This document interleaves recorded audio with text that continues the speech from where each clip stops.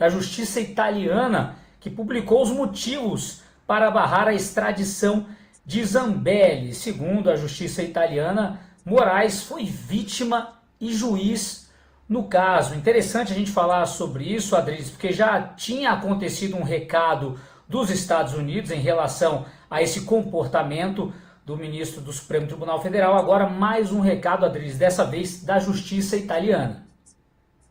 É um recado que já vem tarde, né? A justiça tarda, mas não falha, mas tardou bastante. A Zambelli deveria, primeiro, falando especificamente sobre ela, pedir uma imensa indenização, não só da justiça brasileira, porque essa teria que pagar mundos e fundos para todo mundo que prejudicou, arruinou, perseguiu, censurou, prendeu de maneira indevida, com tipificações criminais que não existem, com inquéritos ilegais, com processos ilegais e imorais. Mas a justiça italiana foi muito leniente e complacente em relação a esse desvio total, absoluto de conduta do senhor Alexandre de Moraes, que já não era novidade, né? Só para ter uma noção, foi na Itália que aconteceu o famigerado caso de um homem que levantou um dedo em riste ou alterou o tom de voz com o Alexandre de Moraes, e ele colocou esse homem no inquérito do fim do mundo, fazendo busca e apreensão na casa dele, achincalhando ele, expondo esse homem em nível nacional, quase que arruinando a vida desse homem. O importante dessa pauta é o seguinte: a Zambelli percebida como uma injustiçada, uma perseguida, uma massacrada, que foi torturada, porque eu acho que você passar um ano em uma cadeia em condições completamente insalubres como ela, é um exemplo vivo de uma parlamentar que foi perseguida, que foi indevidamente processada, cujo homem, como todos os brasileiros já sabem, se coloca no lugar de vítima, de acusador, de juiz e de carrasco. Ou seja, a ilegitimidade do senhor Alexandre de Moraes reverbera pelo mundo inteiro.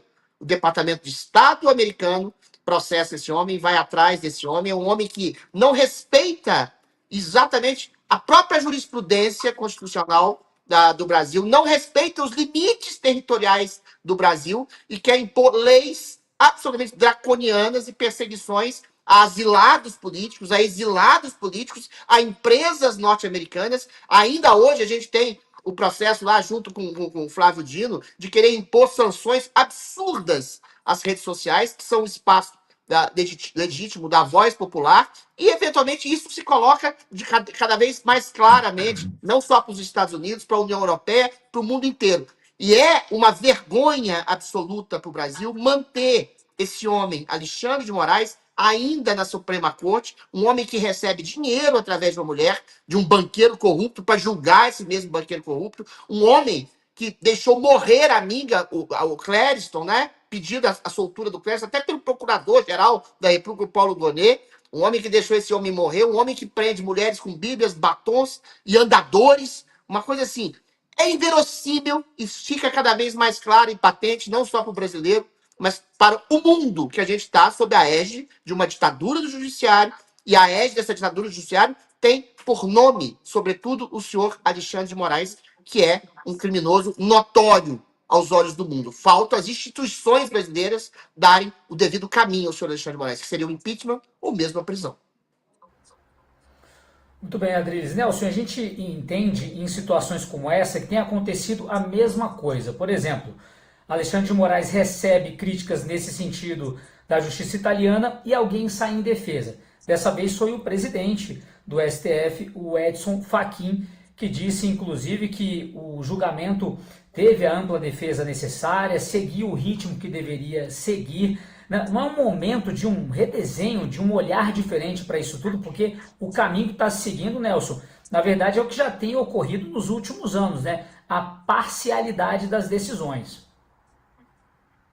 Exatamente, concordo 100% com a Adriles, né? É impossível nós falarmos em justiça quando a mesma autoridade, Alexandre de Moraes, né, e os seus comparsas atuam simultaneamente como vítima, como investigador, como juiz.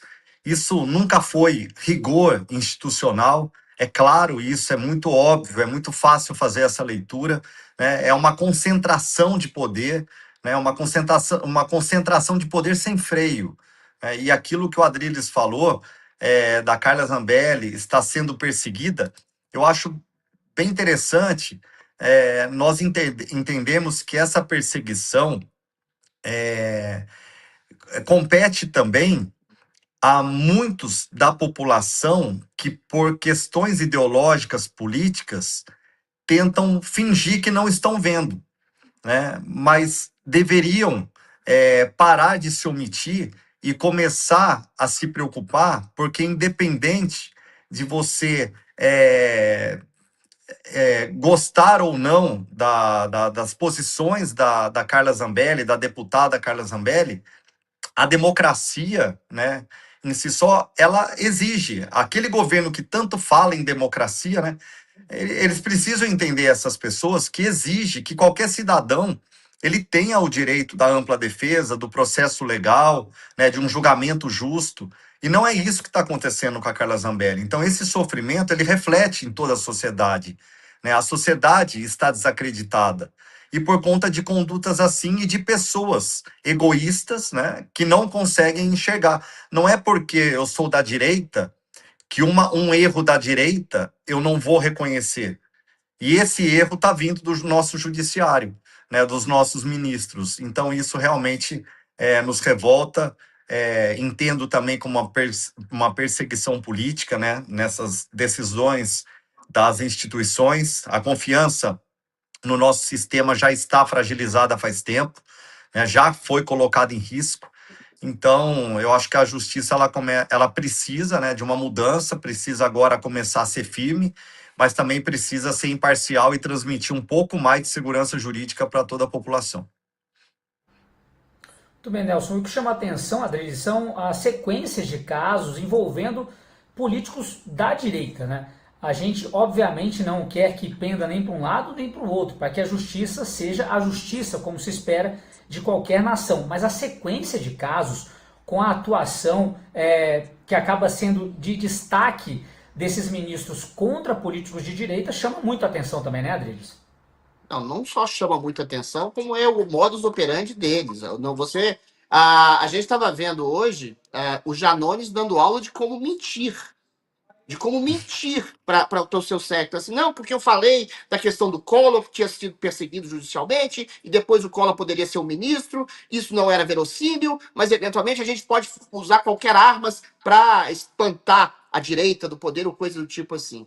Eu fui censurado à época do pleito de 22, porque eu disse que havia uma tendência eleitoral do TSE, que é o puxadinho do STF, e que havia censura. No dia seguinte fui censurado. Ou seja, tautológico. As pessoas...